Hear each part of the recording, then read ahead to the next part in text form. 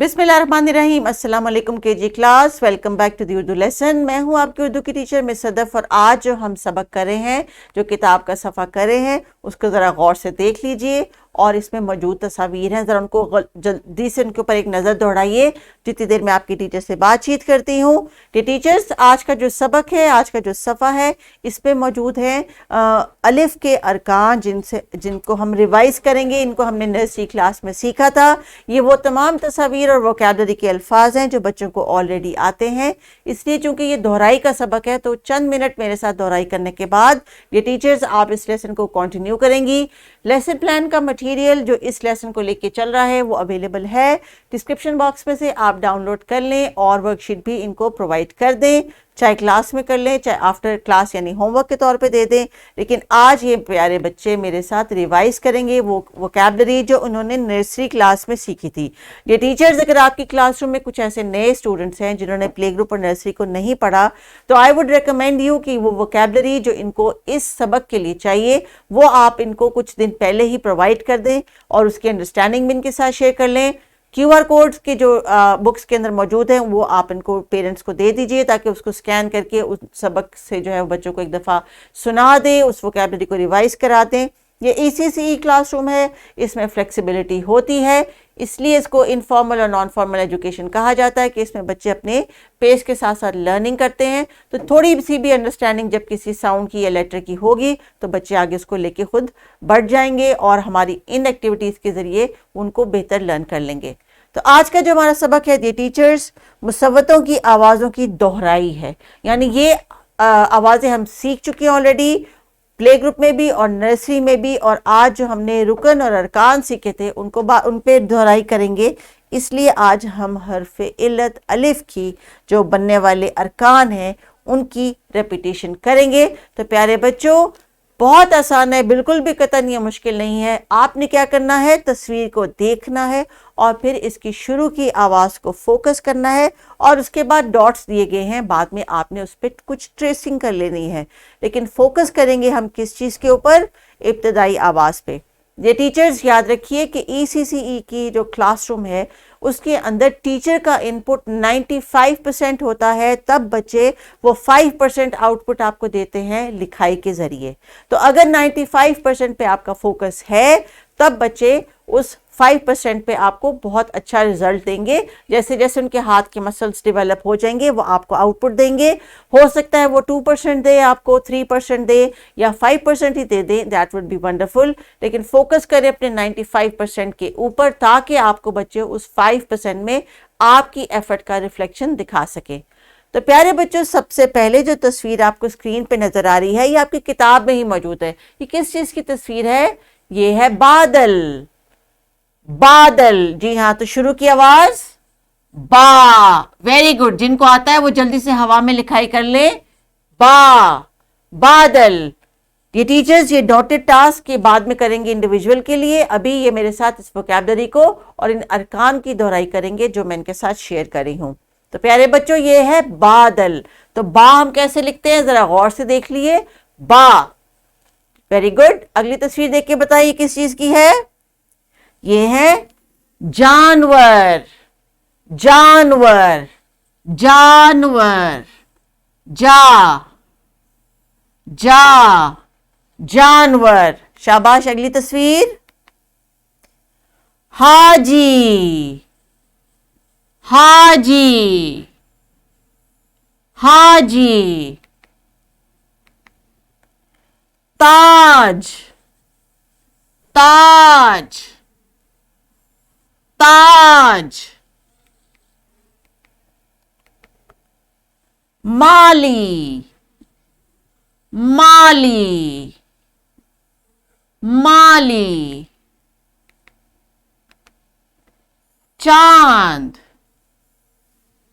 चांद। तो चांद के लिए आवाज है चा, चांद। शाबाश। गाजर, गाजर। याक, याक। का, कान,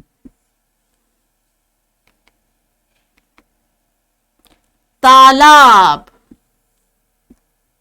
तालाब, सांप, सांप, काजू, काजू, का। जी डियर टीचर्स, अब जब हमने इनके साथ कुछ अरकान की दोहराई की है तो ये वही वोकैबुलरी है जो हमने नर्सरी और केजी की किताबों में से बच्चों से लर्न करवाई थी और डिफरेंट एक्टिविटीज़ के ज़रिए उनको इनकी पहचान करवाई थी। याद रखिए कि हम हिज्जे नहीं करवाते। ये बेलिफ बा बादल नहीं है, ये बा बादल है। साउंड्स की रिकग्निशन होती है इस उम्र में, इस वजह से बच्चों को आवाज़ को बैक वक्त एक शक्ल के तौर पे दिखाया जाता है। उर्दू के हरूफ तहजी थोड़े से कंफ्यूजिंग होते हैं क्योंकि जब हम उनको इकट्ठा करके लिखते हैं एक लफ्ज़ की शक्ल में तो वो अपनी शक्ल बदल लेते हैं और बच्चे जो है वो शोशों के चक्कर में भूल जाते हैं और कंफ्यूज हो जाते हैं। एक छोटी सी मिसाल मैं आपको दूंगी ताकि अगर आपने ये एक्सपीरियंस पहले नहीं लिया तो अब ले लें, और वो जो पेरेंट्स और प्रिंसिपल्स जो मुझे सुन रहे हैं उनके लिए भी एक छोटी सी इन्फॉर्मेशन है कि फोनिक्स के ज़रिए जब हम पढ़ाते हैं, जो कि करिकुलम की भी रिक्वायरमेंट है और जो कि इंटरनेशनली रूल है कि जब हम बच्चों को फोनिक के ज़रिए पढ़ाते हैं तो हम साउंड पहले सुना के, साउंड की शक्ल दिखा के उसके बाद उसको लिखने को कहते हैं।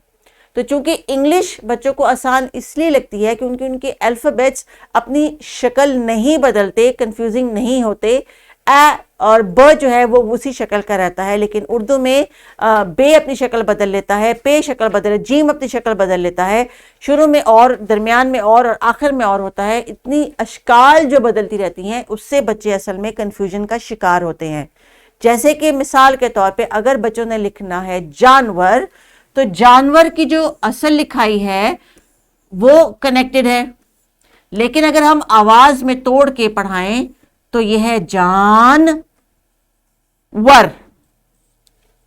अगर आपके बच्चे ऐसे लिखते हैं तो इसका मतलब है साउंड्स की रिकग्निशन को उनको है। मिसाल के तौर पे अगर बच्चे लिखते हैं मिलते, तो मिलते अगर हम देखा जाए तो कंफ्यूजिंग होता है क्योंकि इसमें जेर भी आती है, ते भी आती है। लेकिन अगर वो लिखते हैं मिल और ते, इसका मतलब है उनको साउंड्स की रिकग्निशन है और वो लिख सकते हैं। आई होप कि आपको मेरा मैसेज पहुंच गया होगा और बच्चों को जो है वो साउंड, जिस तरह हम इंग्लिश में सिलेबल करके यानी तोड़ के आवाज़ पढ़ाते हैं, तो बच्चों के लिए जो है आवाज़ को तोड़ के उसको लिख के समझना आसान हो जाता है। उसके बाद अगर चाहे वो जानवर ऐसे लिख रहे हैं केजी में, लेकिन 1 में जाते जाते जब वो ये लिखना शुरू कर देंगे तो उनकी रिकग्निशन हो जाएगी। इस एज और स्टेज पे साउंड की रिकग्निशन और उस रिकग्निशन से उनके ज़हन में बनने वाला इमेज ज़्यादा इंपॉर्टेंट है। इसलिए हम तमाम लेसन्स में इसी चीज़ पे फोकस करते हैं कि बच्चों का जो है वो कॉन्सेप्ट बने, साउंड से रिलेटेड हो, और यही एक्टिविटी हम कंटिन्यू करेंगे आज किताब के सफ़े पे। टीचर्स, कुछ रिवीजन मैंने की, अब आप बच्चों को वक्त दीजिए कि वो अपने सफ़े पे लिखाई कर लें। डॉट्स इसलिए दिए गए हैं क्योंकि ये उर्दू के जो हरूफ ताजी उनकी आहिस्ता आहिस्ता इनको रिकग्निशन हो जाए। लिखाई का जब आप इनको टाइम दें तो इनसे कहें कि जैसे जैसे लिखते जा रहे हैं वो इब्तदाई आवाज़ को भी दोहराते चले जाएं। ये टीचर्स, आपके लिए जो लेसन प्लान में सजेशंस दी गई हैं उन्हीं के मुताबिक ये लेसन प्लान किया गया है और इसी के मुताबिक जो है बच्चों को डिफरेंट एक्टिविटीज़ कराई गई हैं। इसलिए कोशिश करें और फोकस रखें आपके आज की साउंड से रिलेटेड जो वोकैबुलरी है, जिनके लिए पढ़ना, बोलना और लिखना आसान है, वही आप मज़ीद इनके साथ शेयर करें। कोई से ऐसे 3 अल्फाज जो कि हरूफ इल्लत अलिफ से मिलकर बनते हैं, प्यारे बच्चों, ये आपने होमवर्क में ढूंढ के लेके आने हैं और कॉपी पे लिख के लाने हैं। हेल्प ले सकते हैं आप अपने पेरेंट्स की, दैट इज़ ऑल राइट। और एक राइटिंग की वर्कशीट आपको दी गई है जो कि नीचे डिस्क्रिप्शन बॉक्स में अवेलेबल है।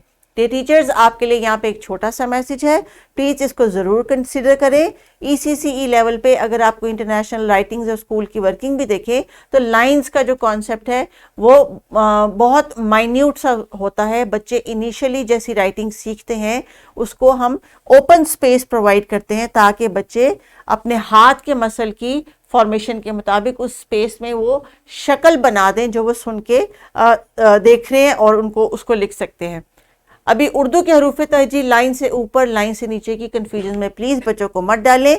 इसीलिए जो वर्कशीट्स आपको डिस्क्रिप्शन बॉक्स में दी गई हैं उनमें खाने बड़े बड़े हैं और हरूफ बड़े बड़े लिखे हैं ताकि बच्चे उनको विजुअली पहचान के लिख सकें। लाइनों की कॉम्प्लिकेशंस में अगर डलेंगे तो वही हाल रहेगा कि बच्चे इंग्लिश तो जल्दी से पढ़ लेंगे लेकिन उर्दू से वो जान छुड़ाएंगे, जिसकी बहुत बड़ी वजह वो कन्फ्यूजन्स हैं और वो रिस्ट्रिक्शंस हैं जो उनके ऊपर हम डे 1 से लगा देते हैं कि हाथ में पेंसिल ऐसे पकड़ो, लाइन के ऊपर ऐसे जाओ, लाइन के नीचे ऐसे आओ। इन्होंने खताती नहीं अभी सीखनी, इन्होंने सिर्फ शक्ल ड्रॉ करनी सीखनी है और ड्रॉ करने के लिए बुनियादी शक्ल का जो है वो कॉन्सेप्ट दिया जाता है।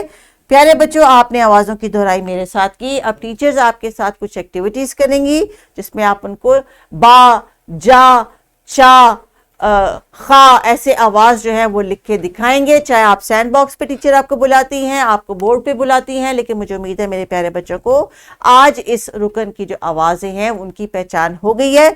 इसलिए अब आपने ग्रुप्स में ये एक्टिविटी करनी है और टीचर्स ये एक सजेशन है, आप इसमें बच्चों को परफॉर्मेंस का टाइम दें, लर्निंग करें साउंड्स की, लिखाई करें भी साउंड्स की, हिज्जों की तरफ और लाइनों की फॉर्मेशन की तरफ अभी बच्चों को मत लेके जाएं।